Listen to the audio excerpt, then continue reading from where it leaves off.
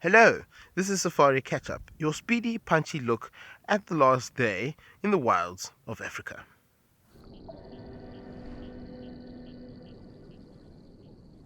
So our plans for the morning was we wanted to just scratch around a little bit first to see if we could find any lions, which we have been successful, and found our same lioness from the Black Rock Pride that was lying here yesterday afternoon.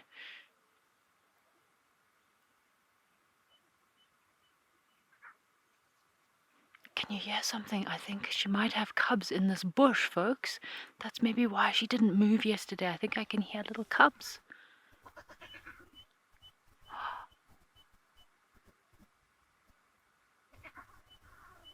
Can you hear that?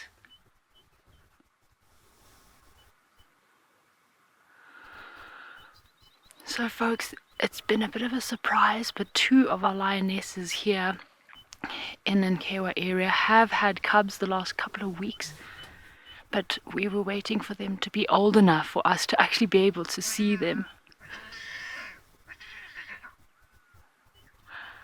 And I suspected this lioness had the cubs somewhere with her yesterday, but we couldn't find them. So will be the first time we're actually seeing these cubs here at Nkewa. I haven't even seen them yet, so very exciting. Maybe if we're patient, they'll come out of this bush. How exciting!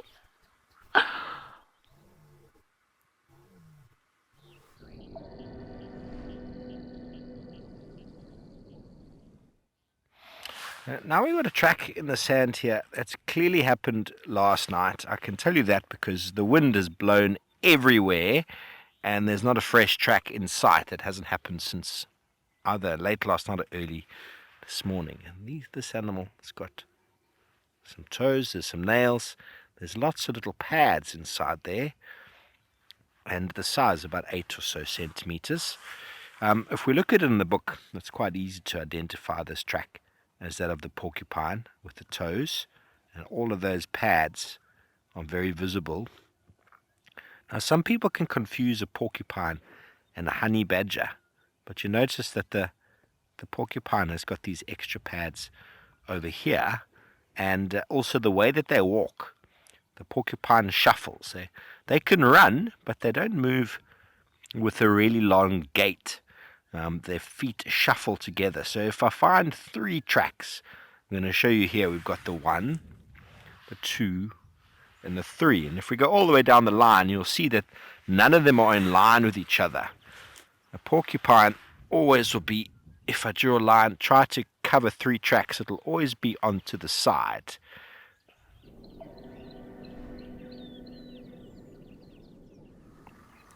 It's officially Wild Wacky Whisker Wednesday. As you can see, we've got Kuchava, a beautiful leopardess that is busy stalking something. I'm not too sure what. There might be like a little steenbok that is that might be in front of her. I'm trying to see exactly what.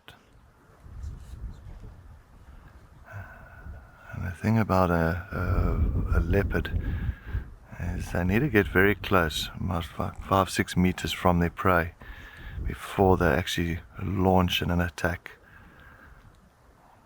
Compared to like your cheetah and your wild dog, they all start chasing it from far off. Well, there is impalas in front there. I can see the impala's wagging its tail that side, but we're not going to go view that now.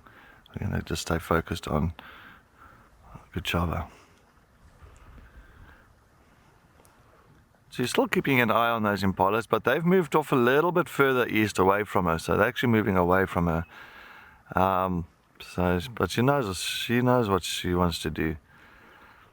The morning is still nice and fresh. Luckily, it's not as hot as yesterday at all. So for her, hunting now this morning, pretty much good condition, perfect condition for her.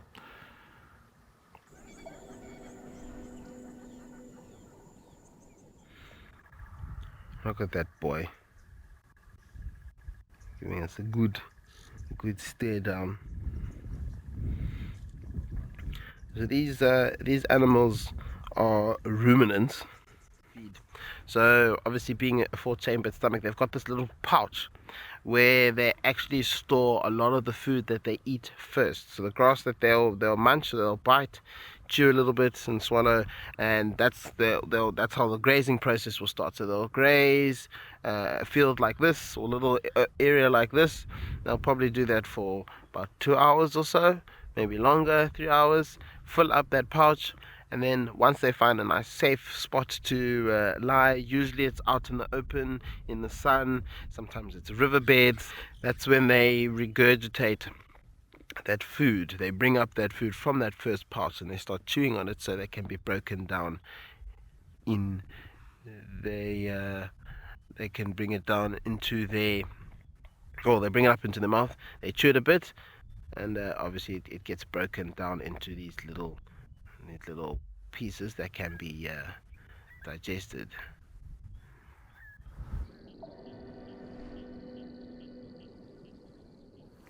And this is one boy, the Topi boys. He got a bit of pieces of the meat, but that location was not very good. Somehow at one point they may need to get the carcass out of the water. How they're going to do that, I do not know. You're going to jump to the other side possibly, or you're going to go in the water? Let us see. So you either jump to the other side or go right inside the water. The biggest concern for me, and I think for this particular boy, is the depth. Well done. I guess he could either jump, because from this other side is a little easier for him to reach the carcass.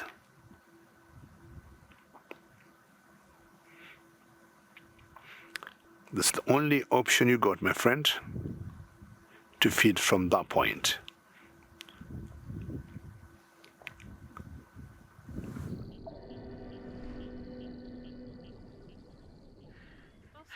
So we have found a bit of a catch here. We followed the rest of the Black Rock Pride. We heard them heard them roaring this morning while we were sitting with our lionesses. So we've kind of relocated and come into the area where I thought they could be, and they did make a kill after all.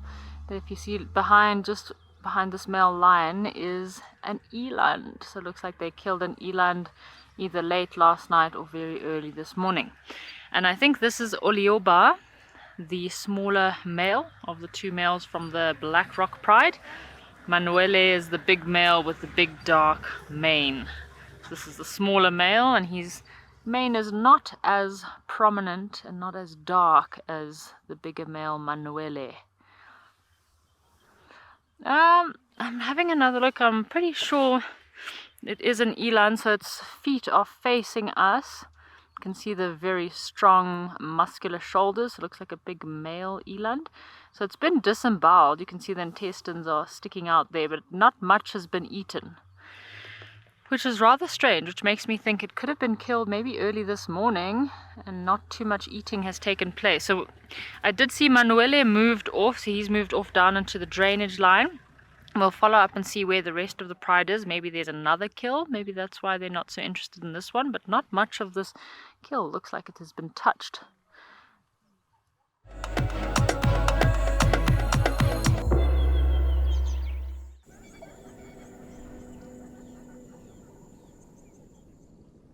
Have a look at that. Now, on first glance, one might think it was like the little hairs on a blade of grass, but this is actually a feather, and it's a beautiful blue colors on the feather, and if I add a little bit of shade there, it actually sometimes can change a little bit of the color. Now, this would be a feather for a bird that has quite a lot of blue on.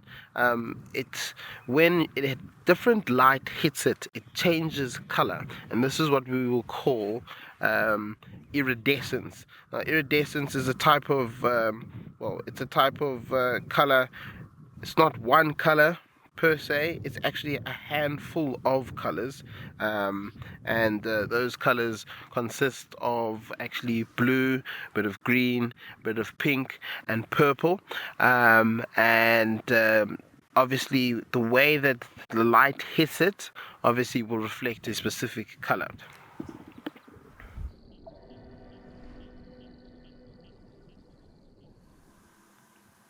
we found this kingfisher, and this is the malachite kingfisher. And of all the kingfishers we have here, to me, this is the most brightly colored one of all the other kingfishers. Some of the kingfishers, I'm sure, you know, they do not eat fish as much as they have those names, kingfishers, like the grey-headed kingfishers, woodland kingfishers. You'll get them feeding on insects that can catch grasshoppers, butterflies, bees. But we got some that are strictly fish eaters, and this is one of them. The pied kingfisher also. So they'll stay on reeds like this, looking at the water, but right under her there's a pool of water, and definitely that's why she's looking for fish. They are always very patient. Comparing this one to the pied kingfisher, for me the malachites are always more patient. They'll always wait.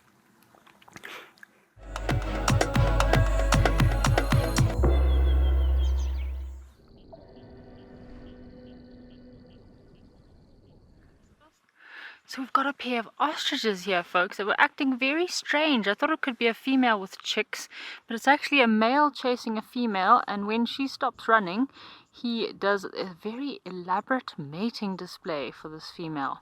So it's quite strange, because I first noticed the female was walking, she was kind of, walking with her wings carried down, and often that behavior they will do when they have chicks.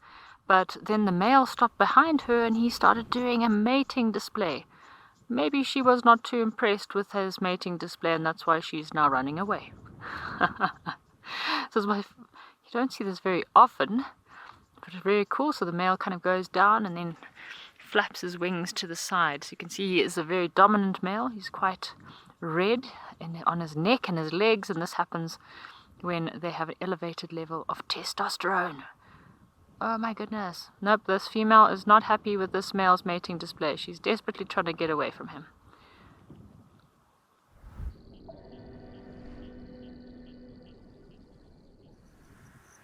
Now, she is not very sure if the lions or the lionesses are close by. She looks panicky, and for good reason. But there's no lion on the carcass, but she's like, just in case. She got a plan now, and at least she's winning because she's been able to capture or to get some flesh. Oops, she's lost in the water. She'll come out very quickly, I can tell you, for long. Or did you choose to stay? The challenge is in the water, she will not see the lions coming.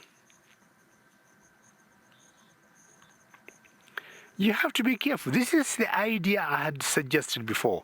Get in the water, stand on the hippo, and feed on it well in there. But the downside of that, you see, I said she's going to come out very quickly. The downside of that, she will not see the enemy when coming. She will not see when the lions are coming. That's the only challenge. So, I think back to the original plan. Let's see.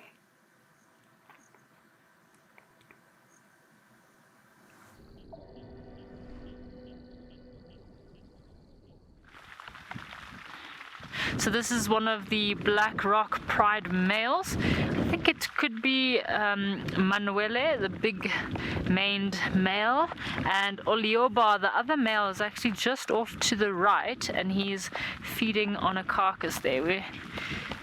So this male lion that's in the riverbed, he's kind of moved around the stream. He was lying quite nicely in a open sandy spot, but I think that was quite exposed to the rain. So he's moved himself off into a bit of a more covered area. Now, I saw up on the hill earlier, I thought I saw a lioness or two. So just now we will try our best to reposition and maybe get some closer up shots of that male lion that is feeding on that poor eland. But for now, this male is very comfortable in this little spot, and you wouldn't even know he was there. If I didn't know he was here this morning, I'd never know he was around.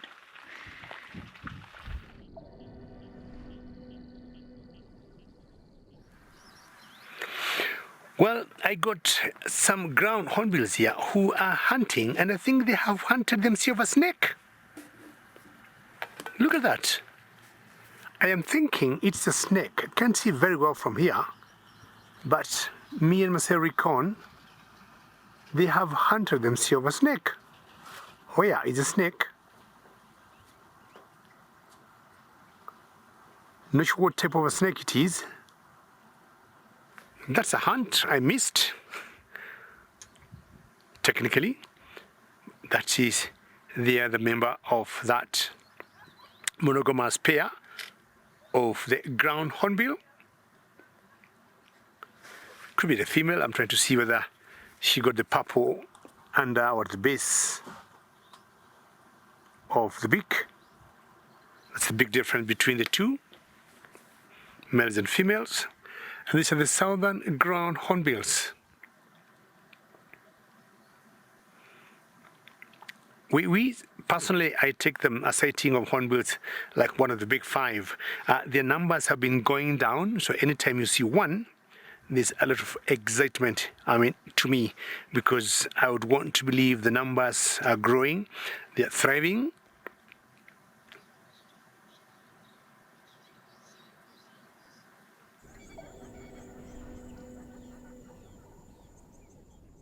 These lions have just killed a buffalo here. Not too sure why this buffalo is all by itself. Here come the herd, and they are angry.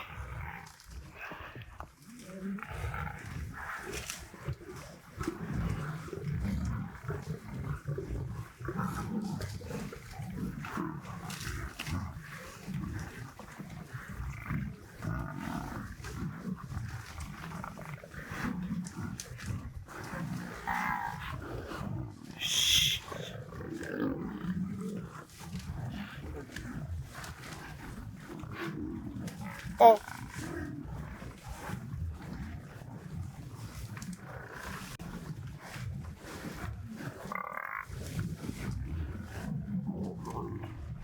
Are you the lucky one? Were you the one that was maybe? Could well be. That looks very fresh.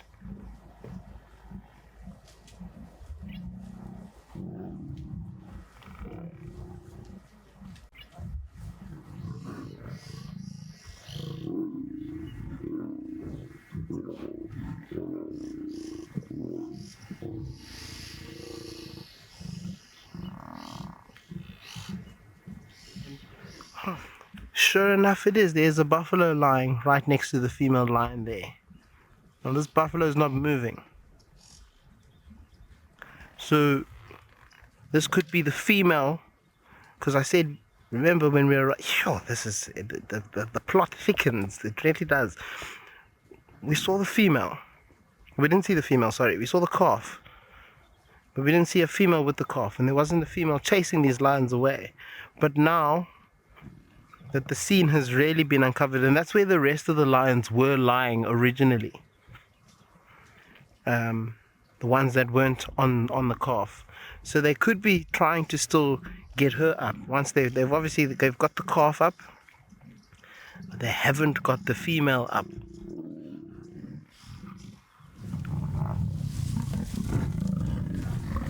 I don't quite know what to think of this right at the moment. We've got all these lions trying to get into one little spot here so they can just get a little pound of meat. They don't want to go around the front because they don't want to get chased by the buffalo, and that's exactly what the buffalo are going to do.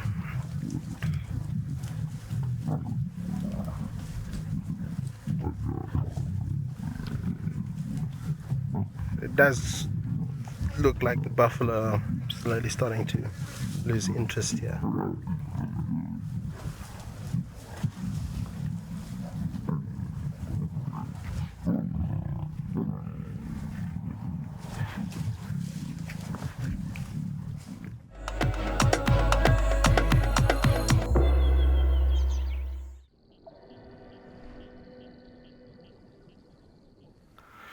Well, nice to have the Egyptian geese here at Jacis Dam. As you can see, you've got the little goslings.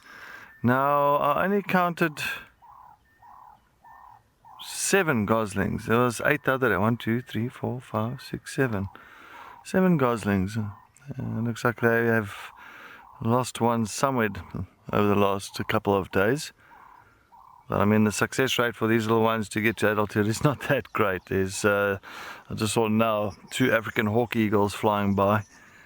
Something that would definitely prey upon on these little goslings. Carly, yeah, they got to stay strong. It's a tough life out here, as you could see with the sighting there with Eric and them in Sandringham. I mean, you know, no matter if you're a predator, you know, sometimes you can also come off second best. And I mean, I've seen a lion being tossed around by buffalo before, and it's quite a intense sighting, very, very intense.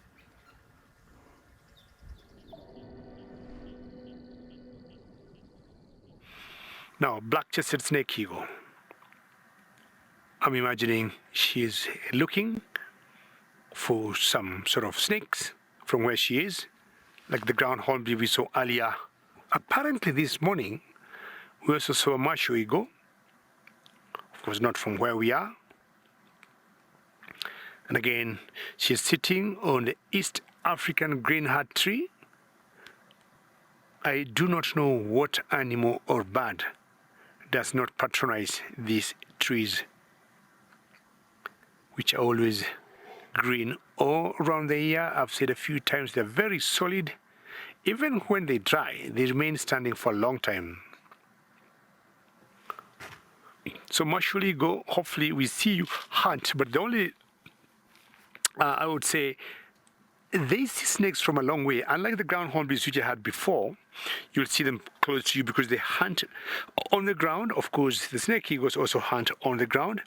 But what will happen is she will see snakes from a long, long way and just fly and go land on the snake. Of course, could be a kilometer or maybe sometimes 2 kilometers away.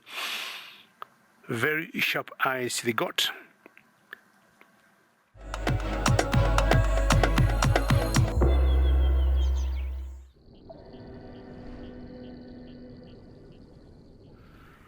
We're here chilling with our elephants. Just a little hello from our gogo here. Came to say hi. Just to let me know that she's here.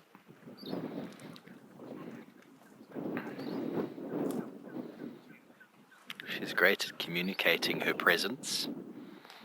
Just walks right up to you, puts the trunk out and says, just letting you know, I'm here. Yes, we see you. We see you.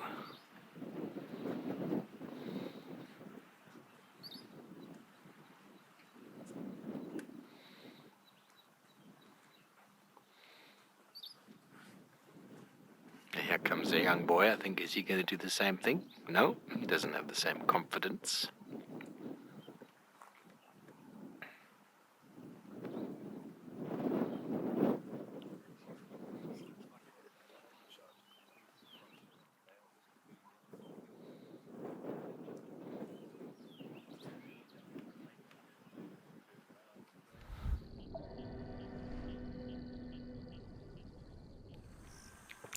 We've gotten to the hippo carcass, and I won't call it a crime scene or scene of crime because I do not think lions or hyenas brought this hippo down. Where it is now, it's not where we left this morning. It was about 50 meters, much closer to us as this little wetland goes. Amanda, good question. And you're asking, whoop, did you see it swallow there, Amanda? What would happen to this carcass? Does it improve the status of the water? Now, if you look at the color of the water, Amanda, it looks brownish, just like the Mara River. So I think it's going to rot. And my thinking is we got fish down there. We got mudfish or catfish, which could be feeding on small little bits of meat, I think, from this particular hippo. Look at the strength of a crocodile, and she's pulling it away, not sure where. Well, she got the advantage that hippo carcass is floating in the water. Otherwise, I would say it could be almost impossible. Woohoo! Can see the head there. And she's enjoying the meal. No lions, no hyenas, no competition.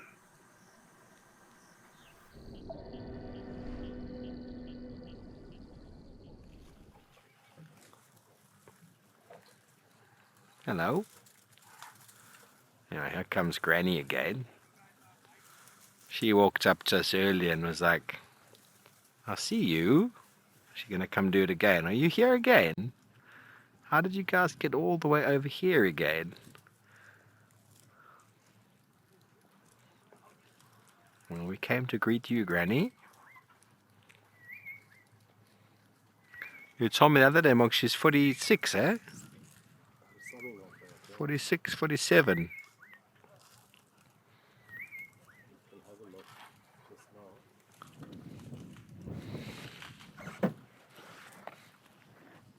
This is nice. Hello. Are you going to come say hello now? You're going to walk right up to me. Say hello. Hi. Kramer notes 100,000 mussels in the trunk.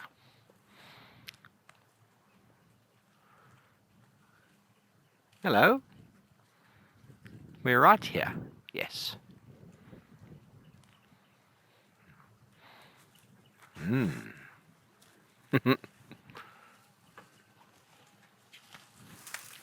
Never gets old.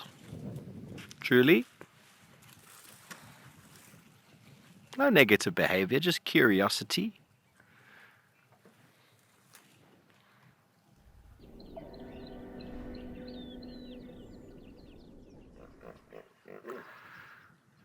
A little bit of a dispute here going on. Of course, we are in front of Chitwa Lodge at Chitwa Dam. A beautiful waterhole this. And there's sometimes a little bit of aggression, especially if there's like two males that's trying to dominate one another, trying to have their pods, and then you'll have sometimes huge fights. And the fights can become fatal. There was a young hippo not long ago that was in this dam, and unfortunately he succumbed from his wounds that he sustained from another male.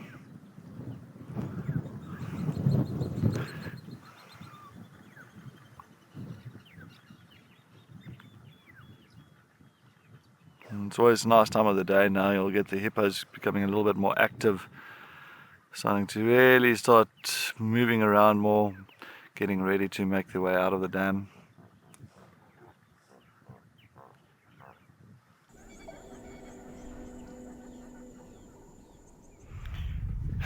Well, have a look at that beautiful, beautiful sky. Amazing backdrop.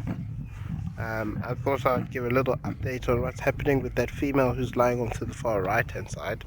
I've seen her move her back legs pretty well. I mean, it doesn't look like they were in pain. She's been rolling over, she's been sitting up, rolling over, sitting up, lying on both sides of her body as if nothing has really happened. I think she's just really exhausted, and probably most likely happy to still be alive. And look at that. Pasanwari is a filthy thing at the moment. It is covered. He's I think had his fair share. Look at him, he looks like a happy cat. Nee? Oh, Pasanwari. Although he does look quite clean today. Didn't look like that the other day. Phew. That was a brilliant look at the last day from the wilds of South Africa and the Mara. We hope you enjoyed it as much as we did. We'll see you next time.